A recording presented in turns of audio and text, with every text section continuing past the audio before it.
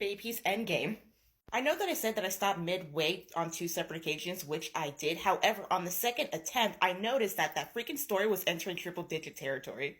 However, it was completed, and I did read the last three chapters of that book, so I know how it ends. But Dana, what about Max? Let me tell you everything before I get to that point. So the day after the office party, Aaron makes it his mission to make Max's office life hell. Why he didn't fire him on the spot, I have no idea. Everyone in the office already knows that Aaron is a hothead, but he takes it up a notch. Bro is not afraid to unleash the fury in the office, specifically to Max. And everyone is too scared to say anything, including Jerry. The closest thing Jerry can do is apologize to Max till he's blue in the face, and Max is like, don't worry, I got it, this is nothing. Because remember, Max knew everything Jerry went through with Aaron. I will never not stop giving Max his flowers.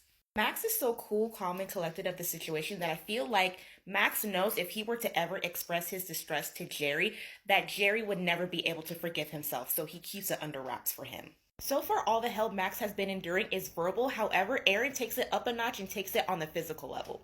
And that was the last straw for Jerry. One day, Jerry arrives in Aaron's office and he goes like, what the hell is your problem? And then Aaron has the audacity to play dumb by, what do you mean? And Jerry just goes like, leave him alone, he has nothing to do with this. And then Aaron, not missing a beat, he's like, what is you guys' relationship? Jerry, with the quickness, is like, that's none of your business. Aaron is not letting up and asks again, and Jerry finally unleashes to him. It's like, look, we used to date. And this man has the whole audacity to just fall apart. Like, why the fuck do you look devastated when you have a whole ass wife and child? While Aaron is falling apart, he musters up the strength to ask Jerry, was it intimate? Why is that your business?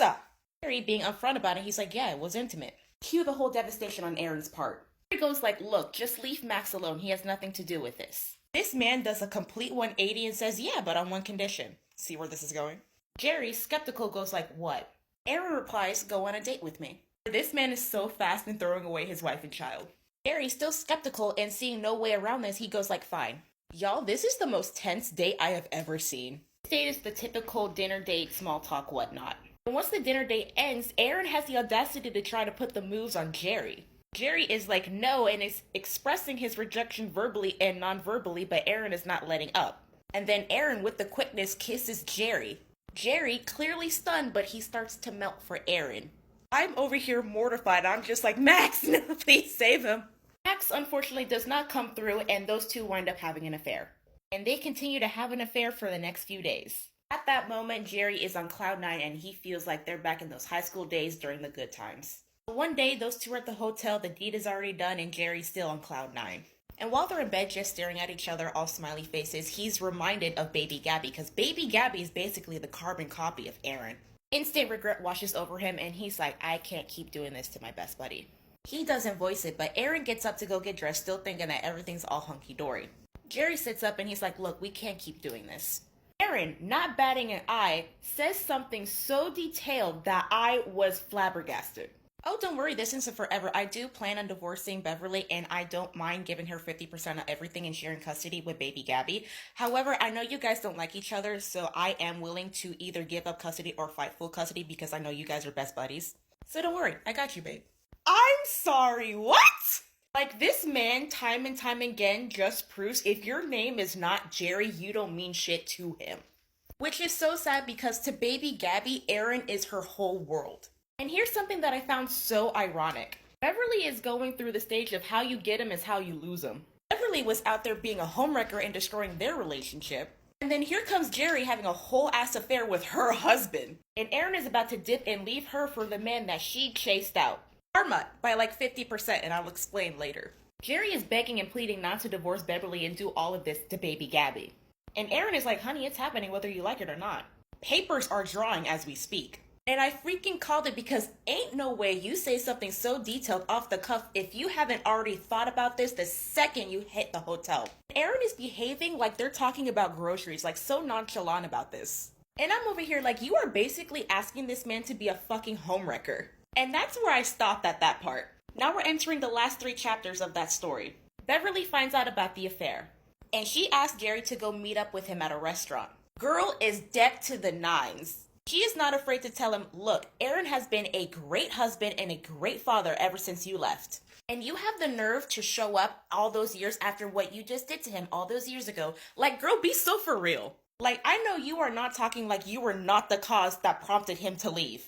And you over here taking advantage of a broken man who still does not know that you were the cause that made him leave. Jerry's just taking hit after hit, and Beverly just keeps going on and on to the point where she feels like, you know what, this is meaningless, get out of our faces. And Jerry, feeling so ashamed, he's like, yeah, it's better if I just leave and don't come back. Jerry breaks the news to Aaron by phone, and Aaron is once again back in a deep depression. Aaron is like, I just need to be by myself. If I can't have Jerry, then I don't want no one. So bro is still going through the divorce even though he doesn't have Jerry. So he is at home, soaking in his bedroom, and then Beverly walks in. He was full on expecting Beverly to blow the fuck up, however, she is so calm about this. Because remember, he still doesn't know. So just like 10 years ago, she's consoling him. And Aaron is like, why aren't you angry? And he's like, should I be angry? He's like, well, after knowing what I did, I expect you to. You have the right to. He's like, it's fine, things are gonna go back to the way they were soon. And Aaron is like, no, I'm still divorcing you. Girl loses her shit. So you're still leaving me but not going after him? Girl pops off and slips a little about the truth about what happened all those years ago. Aaron is like, what did you just say? Beverly, feeling so smug about this, she tells him everything. With a smile on her face. Oh, right, you didn't know. So I kind of sort of did get in his face and tell him that all you wanted was a wife and child, which I didn't lie about, it is true. When I found out that he left, I was just thinking, oh my god, he is so stupid because I would never let someone intimidate me like that when it comes to the person I love. Fam, bro was seething that I was so surprised he did not jump across the bed and rock her jaw. Where it ends badly. All of a sudden, Aaron does a complete 180, rather becoming seething. He's remorseful and he apologizes to Beverly again about the affair, and then proceeds to say that she deserves better. Beverly is confused and is like, what are you talking about? And he just goes like, I'm sorry. He's like, you deserve someone better than me. So that was the end of that conversation for some odd reason. Now the scene goes to Jerry talking to Max about him leaving. And after everything that's happened, Max is still in love with Jerry. However, during the whole duration of that, Max still hasn't shot his shot. He is still keeping to himself that he is still in love with Jerry. Even though Jerry hasn't told him anything about Aaron, he's not dumb. He sees the way that Jerry looks at Aaron and vice versa, which prompted Max to stay silent about his feelings. So Max just accepts defeat. The panel then moves to Jerry going into his family's house. Talking again about him leaving, then all of a sudden, someone is banging on the door. Guess who? It's Aaron. He's going through the whole baby please speech. Jerry opens the door and he's just like, leave, it's over, I'm leaving, goodbye.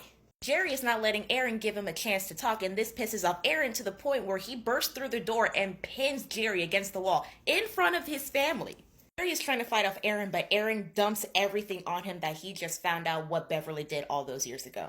Beverly gave him the green light to go ahead and just leave and proceed with the divorce to be with Jerry. But did she though? He finally knows the truth, so they go ahead and they kiss and make up.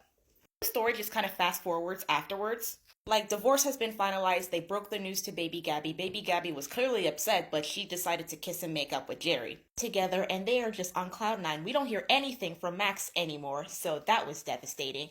And this is where I'm going to tell you about the 50% karma that Beverly received. So she is clearly devastated about the divorce. However, she does meet a guy during her business trips because honey got money like that, and now she is engaged to a new guy.